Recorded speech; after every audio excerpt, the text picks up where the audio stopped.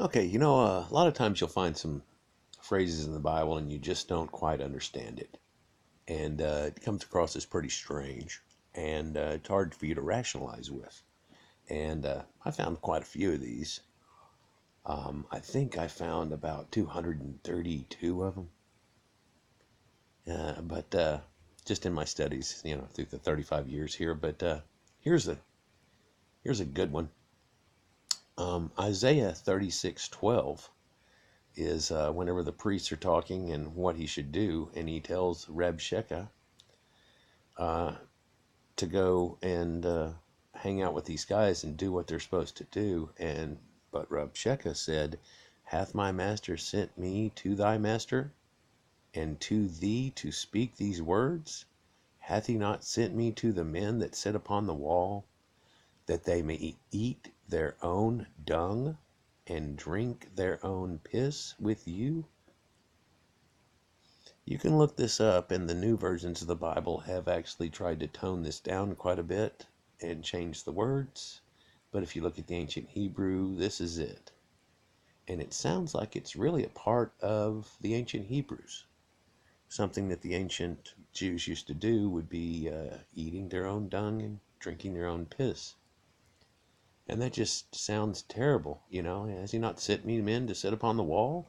What do these men on the wall do? They eat their own dung and drink their own piss with him. That's messed up, people. That's messed up. Well, there's a few other places in there too. There's a place in I believe it's Jose that he actually gives a dirty Sanchez to the priest for having done something wrong. He takes the poop of the people and wipes it on their face.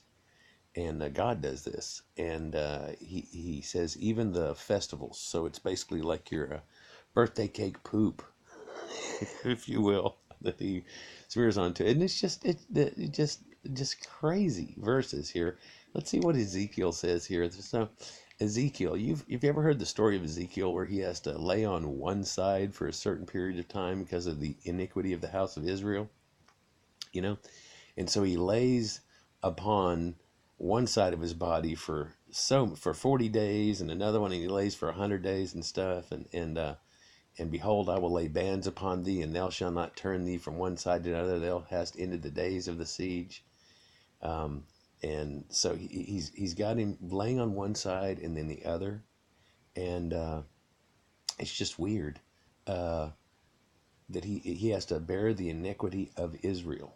And so he has to lay on one side for a while and lay on one side for a while. And that just doesn't make any sense. Well, if you think that doesn't make any sense, um, let's look at verse 12 right here, where one of the things that he's supposed to do is he weighs out the weight of food and barley to make, he sits on his side, he's got to eat this food.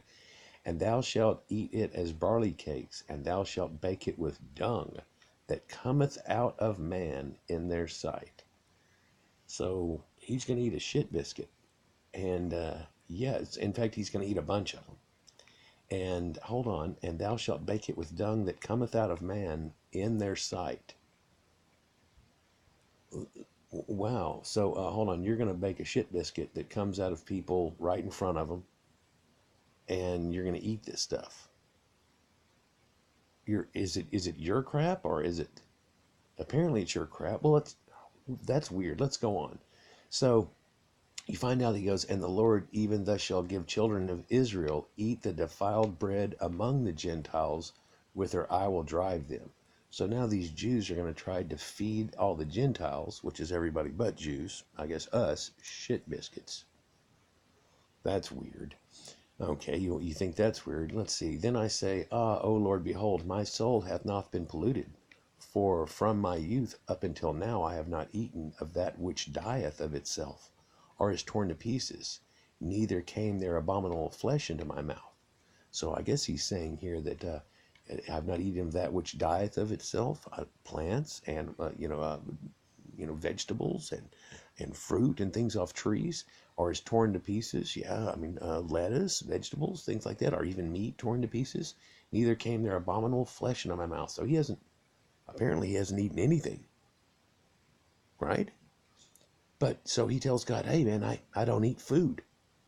Then he say unto me, Lo, I have given thee cow's dung for a man's dung, and thou shalt prepare thy bread therewith. Oh, so now he's going to make the bread with cow shit. And he does it.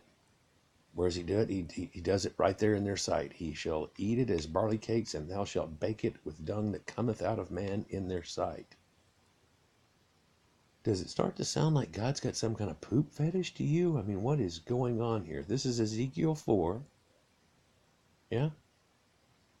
Ezekiel 4, and then 4:12. And, yeah, 4:12, 13, 14, 15. Yes.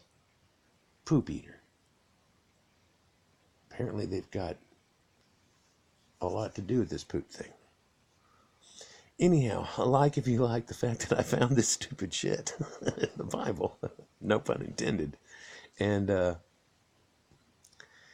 subscribe if you would. And take a look at some of my other videos that'll reveal to you who actually these people are and what happened and why the Bible got written and everything.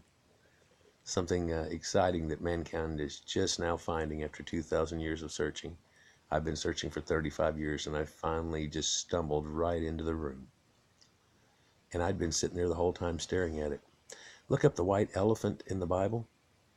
That might show you something. Or Josephus, a Flavian liar. That's a real good vid. And I'm making more of them all the time. So just take a look at them, and it'll reveal to you what mankind's starting to finally find out after 2,000 years of fog. I appreciate y'all. Enjoy.